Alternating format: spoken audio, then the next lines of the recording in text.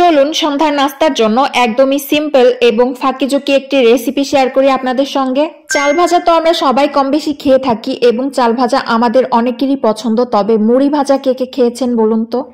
আজকে আমি এই মজাদার ফাঁকিঝুঁকি নাস্তাটি তৈরি করব, তো ভাবলাম আপনাদের সঙ্গে একটু শেয়ার করি। তো চলুন দেখে নেওয়া যাক কিভাবে আমি এটাকে তৈরি করি। আর এটা বানানোর জন্য আমাদের লাগবে পেঁয়াজ কুচি, রসুন কুচি এবং মরিচ কুচি। তো এগুলোকে আমি আগে থেকেই কুচি করে রেখে দিয়েছি। তো তারপর যেটা লাগবে সেটা হচ্ছে গিয়ে মুড়ি। তো আমি এখানে আমার পরিমাণ মতো মুড়ি নিয়ে নিয়েছি। আমি যতটুকু পরিমাণে বানাবো ততটুকু পরিমাণে মুড়ি এখানে নিয়ে নিয়েছি। তো তারপর একটি কড়াইতে আমি তেল গরম হতে বসিয়ে দিয়েছিলাম এবং তেল গরম হয়ে গেলে এখানে আমি পেঁয়াজ কুচি, রসুন কুচি এবং মরিচ কুচি গুলোকে দিয়ে দিব এবং তারপর এগুলোকে নেড়েচেড়ে আমি একটু ভাজা ভাজা করে নিব। ভাজা ভাজা বলতে এটা যখন বাদামি কালার হয়ে আসবে হালকা, তো তখন আমি এখানে দিয়ে দিব লবণ। আর সত্যি বলতে এই রেসিপিটা যতই না সিম্পল ততই মজাদার। তো একবার হলেও সবাই ট্রাই করে দেখতে পারেন, এটা সত্যি খুবই মজা হয় খেতে।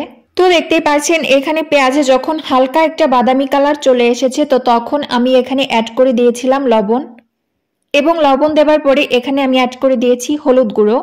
পরিমাণ মতো হলুদ এবং লবণ দেবার পরে আমি এটাকে ভালো করে মিশিয়ে নিব এবং মিশিয়ে নেবার পরে এটাকে ভালো করে ভাজা ভাজা করে নিব। আর এটাকে সুন্দর করে কড়া ভাজা করে নিলে এটা খেতেও খুবই মজা হয়। তো তারপর দেখতেই পাচ্ছেন এখানে আমার ভালো করে ভেজে নেওয়া হয়ে গিয়েছে। তো ভেজে নেওয়ার পরে এখানে আমি দিয়ে দিয়েছিলাম মুড়িগুলোকে।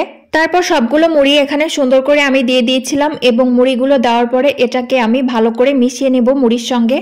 আর নেড়েচেড়ে সবকিছু ভালো করে মুড়ির সঙ্গে মিশিয়ে নেওয়ার পরে এখানে আমি মুড়িগুলোকে ভালো করে ভাজা ভাজা করে নিব। আর এটা সিম্পল হলেও এতটা মজা হয়েছিল খেতে, তো বাসায় একবার হলেও ট্রাই করে দেখতে পারেন সবাই। তো দেখতেই পাচ্ছেন আমার বানানো ফাঁকিঝুঁকি রেসিপি এখানে পুরোপুরি কমপ্লিট। তো কেমন হয়েছে সবাই অবশ্যই কমেন্ট করে জানাবেন।